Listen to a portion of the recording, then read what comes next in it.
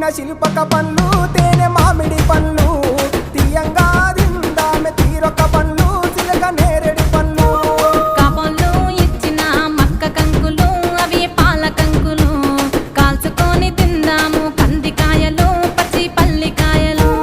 గుజారి గుజారి మామిళ్ళ కిందో నల్ల మామిళ్ళ కింద కుసుమరోళ్ళేసిన కుందన బొమ్మ అది కుందన బొమ్మ